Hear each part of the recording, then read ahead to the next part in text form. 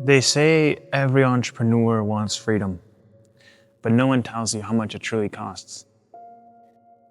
As I ventured on this journey from leaving home for the very first time and really pursuing my dream of becoming a successful entrepreneur, and right now I'm 22, and my goal with this whole series is documenting the journey of becoming a millionaire before 25.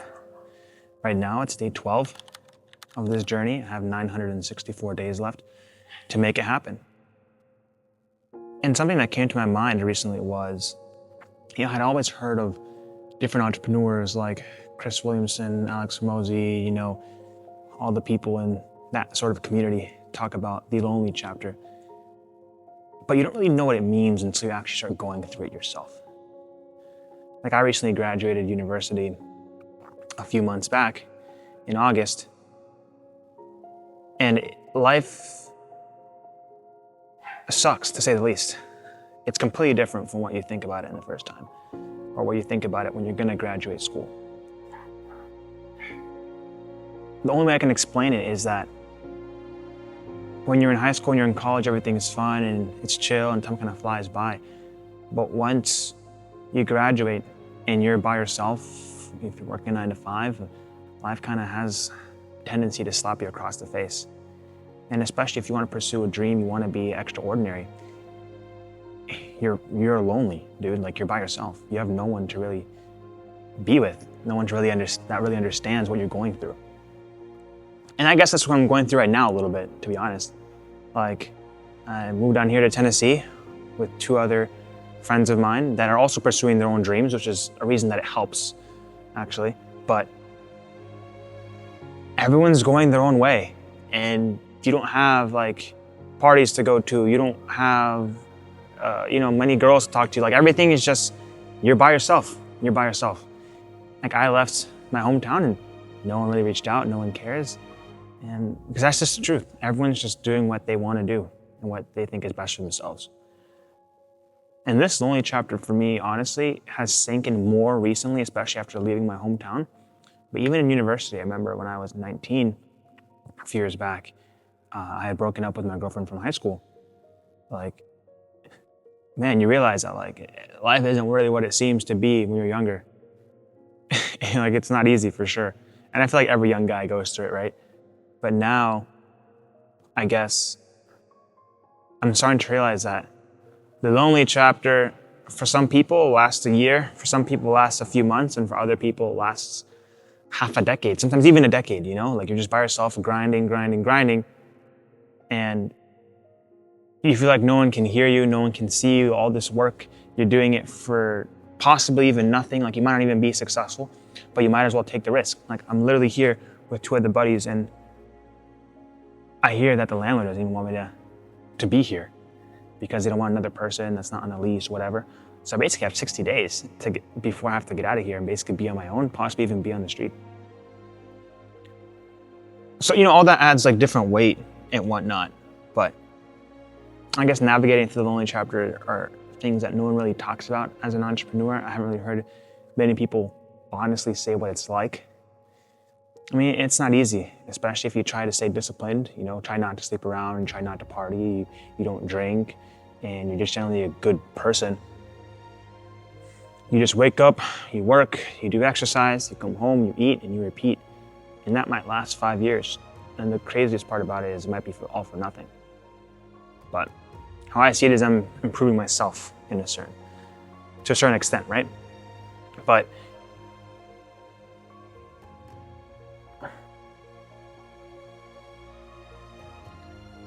you gotta keep on pushing forward. It's just part of the game. And not look back and just full send it. So here's the rest of the plan for the next few days, at least today, is I'm going to head to the office. I've been looking at different co-working spaces to possibly get, because working at libraries, working at home, my productivity is shot. So I'm looking at different co-working spaces right now. I'm probably gonna be renting one out, and we're gonna be full sending a business for like the 13th to 14th time, right? Can never quit. And so hopefully it goes well. I mean, we'll make sure we succeed, and we're gonna put everything on the line. And I'm going to walk you through, guys, exactly what that business is, how it's going to work, what my thesis is behind it, and why I came to that conclusion to even start that business, because there's so many businesses to start. So yeah, we'll get into that.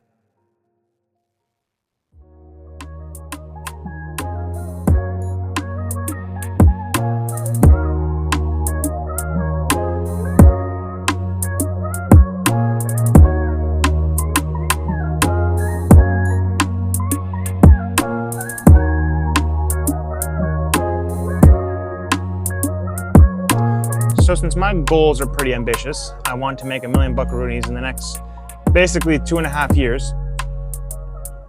I'm gonna have to have a very unique strategy, to say the least. And so this is kind of what my thought process has been, right? I've started probably 13, 14 businesses in the past 8 years, and I have failed at very, very many of them. And I know that if I wanna make, right, that quantity of money, $1 million bucks, in such a short period of time, I won't be able to do that through working 9 to 5. I have to detach my time from money. So I have to take my active income and put it into passive income and scale that so that makes $1 million, right? Or grow my net worth past $1 million bucks. And so I have to start some sort of business. That's really what I have to do. Now it comes to the question of what business do you actually start? There are so many businesses to start. You open up Instagram today, you open up YouTube today, and it's like every single person is teaching the best new business to start, the best new business to do, and it can get really overwhelming. And so I know at least for me, since I've already tried so many in the past 8 years, I thought to myself, okay, I wrote them all in a notebook, and I basically said to myself, actually put it into ChatGPT, I said, find the common patterns between my successes and failures so you can basically guide me along the best path or what business to actually start. And what I saw when I looked at all my past failures is that every single online business that I had tried had basically failed, right? And the physical businesses were at least viable, meaning I had made some form of money, right? So I hadn't like fully failed. Some of these online ones, like I tried e-com, tried drop shipping, and tried trading, I tried starting an agency. I basically failed at all of those. Right? And then I looked at all my physical in-person businesses, like real estate, like vending, like different businesses like that, and I actually made some decent money, not horrible. And so I thought to myself, okay, what do I have in common? And so I saw that there was 3 things that I had in common between all the businesses that I succeeded with, so that if I could find some sort of pattern, well, then I know what business to start. Right?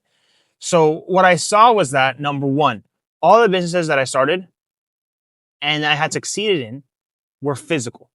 They were not digital. That was the first thing. The second thing, so I basically rules out all the digital businesses. So now that I know I'm going to do a physical business, what I thought to myself was, okay, out of the physical businesses, which one made me the most cash flow?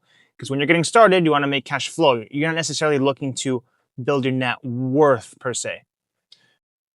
And I saw all the businesses that I did in the past that I actually enjoyed, that I liked, that made sense for me, that I kind of had a competitive advantage in.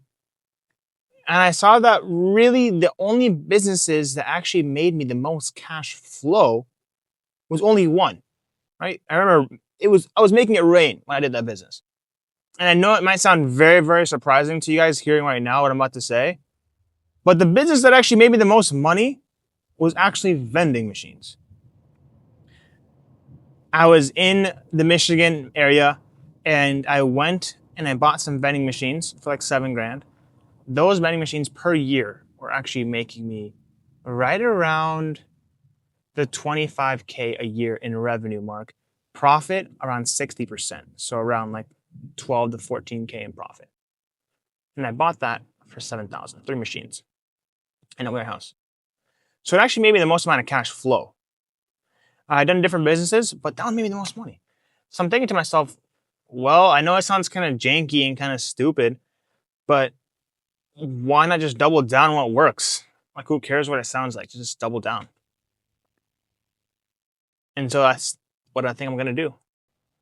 I'm going to essentially ideally, I'm going to try to steer away from starting a vending business, but I'm going to probably aspire to see if I can purchase a route.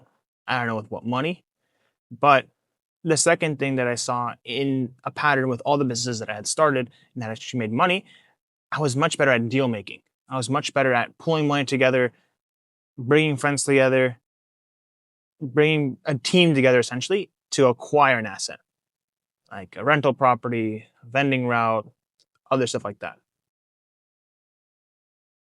So that's been my thought process essentially. I've just looked at what businesses I've started, which ones I've failed at, which ones I've succeeded at, and I've just thought to myself, like, what are the common patterns and which business makes most sense? And so that's what we're going to try to do. We're going to try to essentially see if we can start a vending business, possibly scale it. I don't know what really where we'll go from there, but it's what I understand. I have a competitive advantage in it. And by the way, I actually bought those routes for $7,000, and 2 months later, I was already selling them for $14,000 cash. Too many hundreds, bro. That's too much hundreds, bro. Then, that's this, bro. Then we got in a fire sale. We should have sold them for like 18, 20K. So that was really good. I mean, we were making it rain. And I had sold candy earlier that year as well. And well, not that year, 2 years ago, or 2 years before that point in high school. That's why I kind of understood everything with vending machines. So we'll see. Plans might change, and we'll see where we kind of go from there. That's kind of the plan that we have for right now. Reaching out to brokers, building some connections in the space, trying to see if we can get some off-market deal flow, to try to see if we can acquire a vending route as a kind of like a platform business, and see if we can build on top of that and scale that from there. So we'll see how it goes. We'll keep you updated. And something else I do want to say, that just came to my mind, is that really what this all comes down to is finding what business works best for you. There is no like one ultimate business, right? Like you can become successful in any business, right? Every single business model works. It's just which one works better for you. Which one do you have a competitive advantage in? At least that's my humble opinion. And so, I don't know. I think throughout this whole process, it's been a little bit of like, who cares what anyone else thinks? You just got to do whatever works best for you. And it's also been like, I like businesses that are very real estate like. Like it's you buy a unit and it makes a certain amount of cash flow. And all it is just a game of how fast can you acquire a unit? How fast can you basically get to a deal, right? I think that's basically what the game is about, at least with vending. It's the one that made me the most money, man. Like, sometimes you just gotta look at the businesses that like just hit you in the face with the 2x4. And even though they sound completely stupid and completely dumb, but that's also what makes it overlooked for other people, because everyone right now is chasing AI. Everyone right now is chasing all these other things. And I've already gotten burned doing all that shiny stuff, you know, trying to be like super cool and trying to start this new AI startup and do all this crazy stuff. It's never personally made me money. I've always failed at it. And it's like, dude, just start the simple thing that no one else looks at, and it seems really stupid and it seems really boring. And it's way more overlooked. And if you just have certain skills, if you can sell, if you know stuff about like the online space, about personal branding or whatever your skill sets are, if you can bring that to an industry that has no innovation really, you might be at a pretty good advantage, right? I mean, that's how I think of things. And so I've just thought of like, hey man, these are my failures, these are my successes. Let me just lock in on this thing that made me the most amount of money. And to be honest, I'm probably going to make a video. The next one is probably going to be talking about the 7 laws that I basically distilled after looking at all my failures. And what all the businesses that I look at now, I only approach them through that lens. And so I'll probably talk about that in another video. But yeah, it's kind of the plan. We'll go from there. And we'll keep you guys updated throughout the whole process, because there's really not that much time left. The clock is ticking, and we got to make some money. So yeah, I'll head into the co-working space. Probably going to start looking for deal flow, see if we can buy a vending route, and we'll go from there. Wish me luck.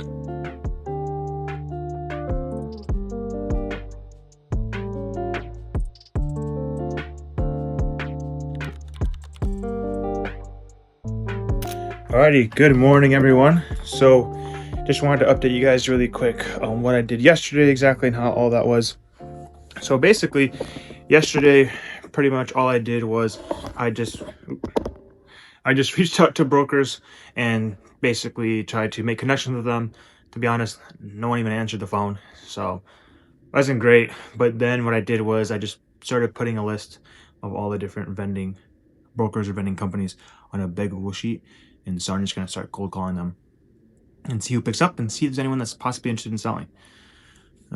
If there's not, I haven't really thought of that possible option just yet, but we'll kind of see how that goes and we'll go from there. So I'm going to hit the gym later today and then get a quick pump in and then basically start hitting the phones and we'll see how it goes from there. Hopefully soon I can be like, yo, day in the life of a millionaire, you know, but as of right now, I can't do that.